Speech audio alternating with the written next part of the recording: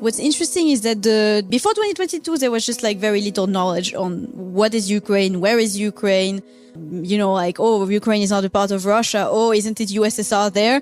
So really the knowledge on this region of the world in France is very low, and it was very low. And then suddenly, basically, I think that a lot of people just discovered what Ukraine is. And now we are talking about 1,000 days of full-scale invasion coming.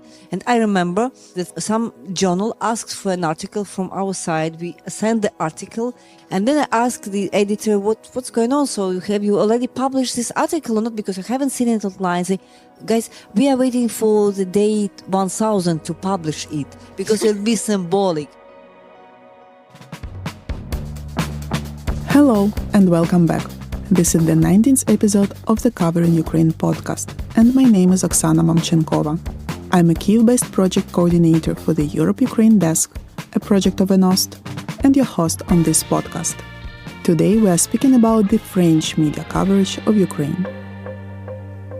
Those of you who have listened to our previous episode dedicated to the German media might find similarities between German and French media while listening to this new episode.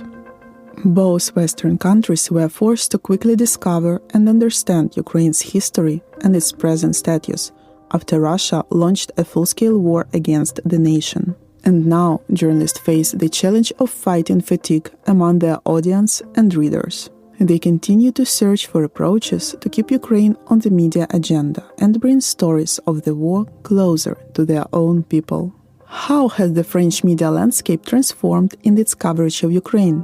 What factors influence this shift? These and other questions are explored by two journalists, Tetyana Ogarkova, head of international outreach at Ukrainian Crisis Media Center, and Clara Marchaud, who is the Ukrainian correspondent for Figaro, Mediapart, and L'Espresso. This discussion took place in Kyiv in November 2024. Maybe we can move on to 2022, and maybe you can tell how was it for you, because Tetyana is actually kind of known as the voice of Ukraine in France because she helps journalists, she gives a lot of interviews. So what happened in 2022 when the full-scale invasion happened and there was a big lack actually of expertise, and when I was talking to colleagues, to academics, what they did is that they went right away to TV channels and started to just talk, because they were thinking even though I don't know what's going on, it's better that I talk because I know at least what happened before, let's say. So what happened for you? Well, we still do at Ukraine Crisis Media Center. We are just this media hub, and our task still is to inform international audience about what is going on in Ukraine. We communicate in many languages, in French, in German, in English, and in Italian. But I will never forget this 24th of February, because the very moment we just had these first explosions, it was 4 or 5 in the morning, starting from 6 in the morning, there were a crowd of French media calling and asking for a commentary. So instead of thinking about what do I put in my bags, if we are going anywhere or we are not going anywhere, so what we do, I gave, if I'm not mistaken, 11 interviews during this 24th of February. And when we left to our dacha close to Kyiv, I understood that I forgot my passport at home because I was too busy talking to French media. And why it was important, it was a kind of mission just to explain what is really going on, what this war is about, so that what Russians really do, because all of you remember that during these days there was a lot of propaganda saying that Russians are targeting military targets in Ukraine, and it was a very dramatic and intense period, and so did all of our colleagues, I imagine, in many languages. The exactly same thing in France as well. Our academics, from academic staff, teachers, professors, they were talking to the media all the time, trying to explain what is really happening. And you, Clara, I know that you've been exactly in Kharkiv, so 30 kilometers from Russian troops the moment this full-scale invasion started. So would you please describe your day? Like the day before that, I was working with a colleague in Mariupol, and then we saw that something bad was going to happen, and we decided to leave, and we went to Kharkiv. And then I kept working for Le Figaro, my main media, and I started working as well for AFP, like the Agence France Presse, which is an agency, so it's a little bit different job, and I used to work for them in France, so at that point, I don't know, we're just trying to do something, to like publish something. Anyway, anything was kind of newsworthy, like any information that we could bring from the ground was newsworthy. And going back to the coverage from French media, I would say that I think it's interesting to go back to that time. And let's say that even my colleagues in France told me later, and my editors told me that they have never seen a war that have been so covered. So there was so much coverage. There was like so much coverage. And to tell you, there were so many journalists that came. And I think it helped Ukraine a lot. There was really like just a lot of coverage. Let's say that French media, and I mean media in the world, I think sent a lot of people. There were also a lot of freelancers that came, not necessarily well equipped to cover the intensity of the war. And not necessarily in Kharkiv and in Mariupol. So people, international media were also fleeing these combat zones. Like, I mean, it's hard to say today to, point fingers because we just did the best as we could, right? There was a lot of coverage, for example, from Lviv, from the border. There was very little coverage from Donbass and from Kharkiv, like zones that were accessible, but also because it was really complicated, it was really dangerous. Up to today, like, I mean, it's something that I still question. Like, maybe on the one hand, more people were shocked in the world, let's say, because of all of this coverage. On the other hand, it means that there are some other things that are way less covered and because they are less new. And I regularly worked in Borodyanka, and a lot of people, when I went there, after like maybe even 3 months, they would say like, there was at the beginning, there were just so many journalists, there was so much coverage, and now everybody forgot about us. And the more you go to the east, by the way, and the more people were forgotten. And now today, like I see, for example, that there is such little coverage on occupied territories. And it's so hard even today to sell these stories, really, like, because it's not accessible, because like sometimes editors would tell me, oh, but we had someone who went on a press tour, so it's enough for coverage, right? There was this whole like massive coverage like the first year. And then it seems that there was a lack of strategy on how you cover as well after the first year. During this first year, there are a lot of different specific periods, because the first weeks the danger was real. It was real for everybody. It was real here in Kyiv. I remember, for example, this research for sensational news, all these kind of questions. So for somebody who is inside the city, so it was like sensitive questions. Like, yes, that's emotional. So the aim was to get you emotional. I don't know, to cry, to be emotional, and not to inform. I mean, for French people to be able to imagine such a thing about their neighborhood or about their place.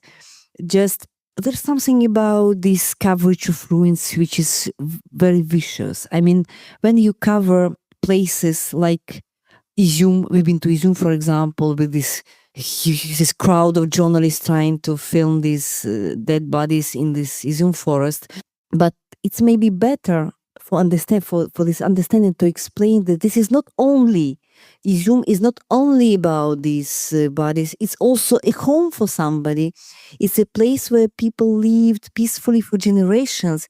And just to make people not only observe these ruins, but to imagine themselves in place of people who suffered all these destructions and all these bombs and shellings. This is important to make this story closer to the audience. I think that what you do, Clara, is very good in your book and in your coverage, and other people. I mean, French journalists like Stéphane Sion, they did the same effort to make the war understandable for others. So would you please tell us the story? What is this book about, and how do you think it helps French audience to better understand what the real war is? I wrote this book actually in 2023 because I felt like the stories were not enough anymore, and also the focus of French media was changing. So after this big interest where really you could do, I remember like every time there would be a strike in Kyiv, we would write a story about it.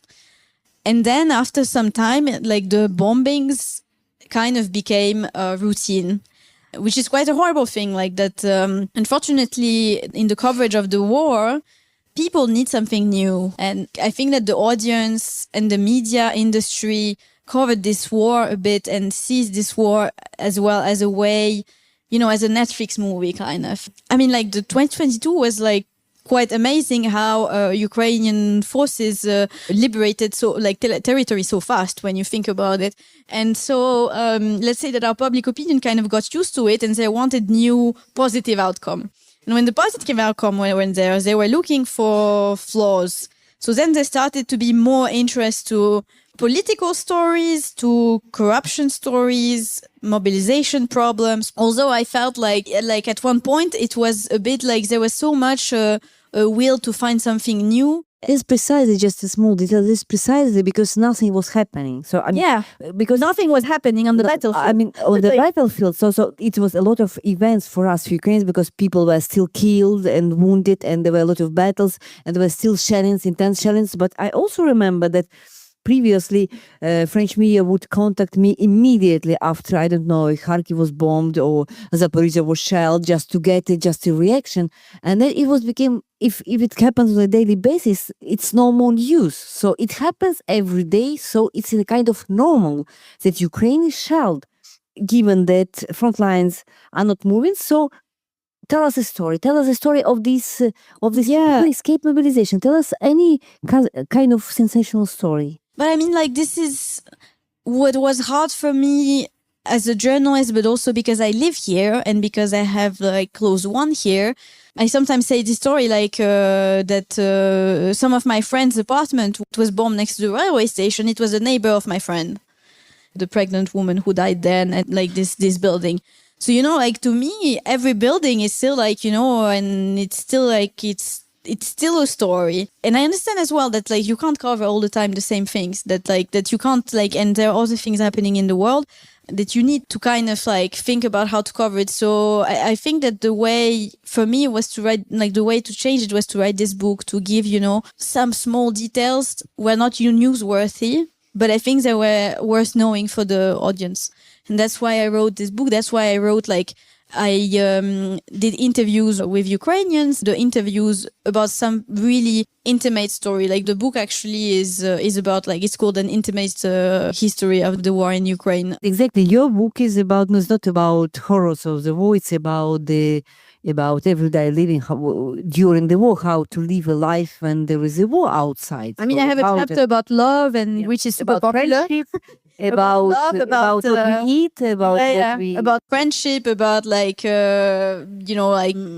some really things that everybody has, kind of. How your relationship to your home changes during the war, how a place that can be very familiar to you can also become dangerous, and how does it happen when your home is under occupation, when you have to leave it, where I kind of did different interviews, and I think that was my answer to this, because this coverage, because I still wanted people to, when they close the book, to think if it would happen to me, what would I do? Another way to organize information about a country in war when nothing happens. I mean, nothing happens, it's like today, so everything happens every day, but nothing specific.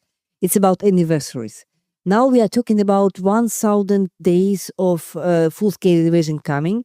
And I remember that some journal asked for an article from our side. We sent the article. It was back in July 2024. And then I asked the editor, what's going on? So have you already published this article or not? Because I haven't seen it online. I say, guys, we are waiting for the date 1,000 to publish it, because it'll be symbolic.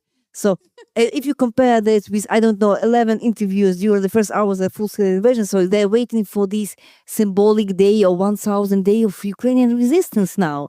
And so, and I mean, teams, they're short on budget, and they're accumulating money for teams, for teams to come here on the 24th of February or 2025 and to be there and to tell the story to cover that. So people are trying, they're short in resources, they're trying to find a way and a place to tell the story, because today you have this disaster in Spain, in Valencia, and then you had things in Gaza, and then you still have as other killings elsewhere in the world. So they're trying to find a good moment to talk about Ukraine. Yeah, and I think that coverage of Ukraine really depends on what's happening elsewhere in the world. And there was a bit as well, a bit of people were tired, and sometimes even some editors told me like, oh, when I was publishing some stories about war crimes, like, oh, but people are tired, they kind of don't really want to read it. I think it's something that you don't really feel here.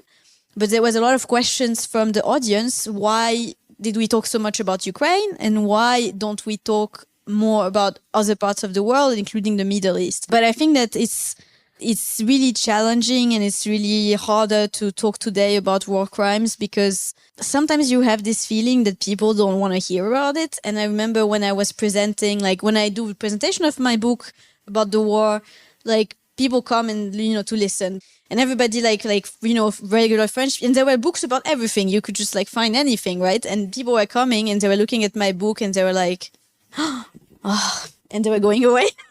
And some people were like, look at me, and they would be like, that sounds horrible. I don't want to read that.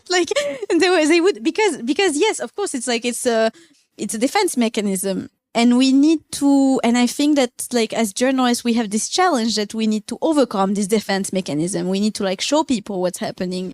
And I think that this is we still need to do human stories. We still need to do report. It's a challenge a bit. And I think that also there is a big, actually that I really thought about this. And I think this is something really worth knowing for Ukrainians that unfortunately what drives the coverage in Ukraine right now, I think is mostly money. That French media just don't have the resources to do it. The French media landscape is quite specific. We have oligarchs owning our media, and in the last 2 years, it really changed. And in the last 2 years, we had bought out. We have less public subsidies towards the media. I mean, for two reasons. Because first, of course, that there is just a simple question of time and resources, how many journalists you have. And a lot of journalists who were here just went to Israel, and then now they went to Lebanon. So just in terms of money, resources, you don't have that much. And the second thing is that I think which is quite important, is that in France, Russia actually did a big campaign of false flag operations to create divide around this conflict, because I think that it's quite it's useful for Russia to have France really busy with this conflict. Clara, let's talk for the last topic we'll develop here would be about what is important is about how public opinion reacts to what's going on in Ukraine. How do you evaluate this public opinion? Recently, in July 2024, I've been to France to a very important conference, Tocqueville Conversations, and I was talking about Ukraine and about many things. And I got people coming up to me and saying, I didn't know that the war was so close to us.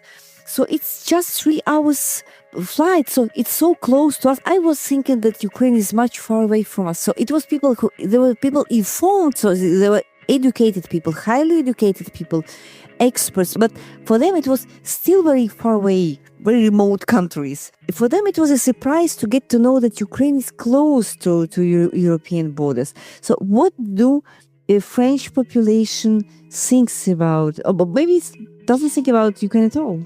Actually, I checked recently, just before coming, I checked the latest polls in France. And what's interesting is that before 2022, there was just very little knowledge on what is Ukraine, where is Ukraine, Ukraine is not a part of Russia. Oh, isn't it USSR there? So really the knowledge on this region of the world in France is very low, and it was very low. And then suddenly, basically, I think that a lot of people just discovered what Ukraine is. So you see in 2022, the overall vision was 80% positive vision from French people, 80% positive of Ukraine. And the poll was done this summer and it was 58 and the poll now, let's say that when you ask French people the question, do you think that France should, that European allies should give more weapons to Ukraine? It's about 50-50 on should they give more or should they give less, or should they stop giving.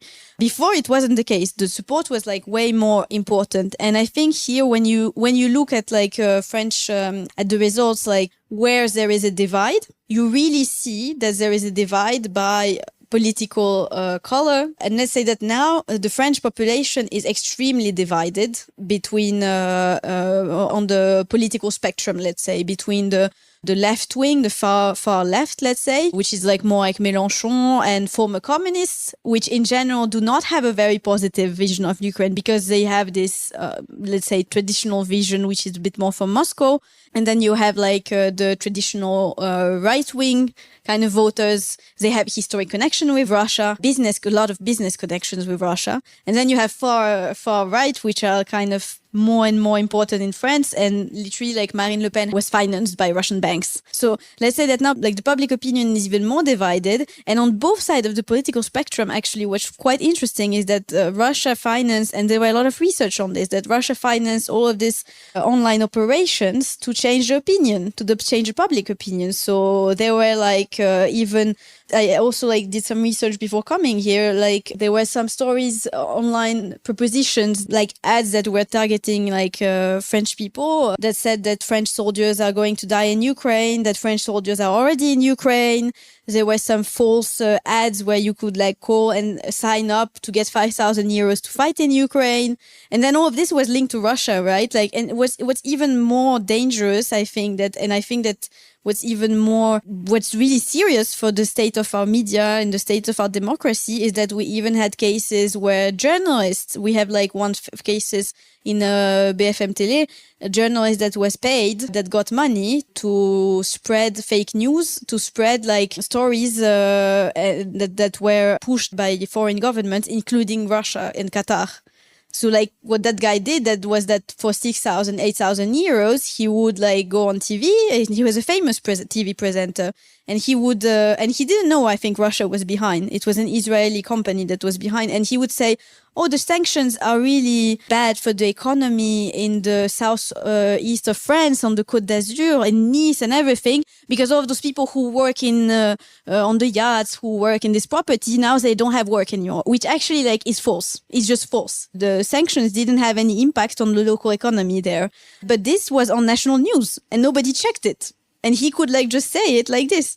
And because there is this kind of fast news, because you need to go to like fill in the void, to talk all the time, you have a lot of like, you know, kind of agents of influence, or like just random people who have like an agenda, who come and talk online, like on TV, and sometimes say false stuff. And I think that this is pretty dangerous for our democracy, let's say. Yes, exactly. And not to end on this pessimistic landscape, but I just add some stories about French attitude. We do have French soldiers on Ukrainian front line. We do know personally one guy who is actually on the front line. His name is Jonathan Delporte.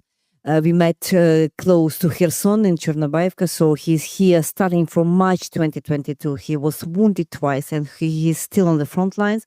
We do know a French journalist, Sébastien Gobert, who made all the way from Lviv to Brussels on his bicycle to raise money for a car for this very French soldier. And we do have a French media, West France, which provided a lot of money for us to buy vehicle for Ukrainian army, for Ukrainian medical service. And we are bringing this car to the front line just this weekend. So there's still a lot of solidarity in France to what is happening here in Ukraine, even if I would agree with what Clara says. Unfortunately, it happened. It's not the first time it's happening. It's also happened back in 2015 and 16. Less attention, the same sharings. People are not interested in what it's not about their lives, and this gives a ground for populisms, for all kind of Russian influence. So I would not say this is good, but this is in a way normal. I mean, it happens, and we Ukrainians, we are to work with this reality and to do whatever we can to make French people be together with us, because it's clear enough that without partners, without allies, Ukraine is incapable to win this war. Thank you for listening to this episode of Covering Ukraine. My name is Oksana Mamchenkova, and I'm a host and the Kyiv-based project coordinator for the Europe-Ukraine desk. Luba Guk edited, sound designed, and mixed this episode. The views expressed by these episode guests are their own and do not necessarily reflect the views of the media they work for, nor n-ost, nor the European Commission who funded this project. The podcast covering Ukraine was created as a part of the Europe-Ukraine Desk, a program that aims to build in bridges between journalists from the EU and Ukraine. You can get in touch with us at eud@n-ost.org. Maybe consider telling a friend about this show if you liked it. You will hear from us soon. Take care.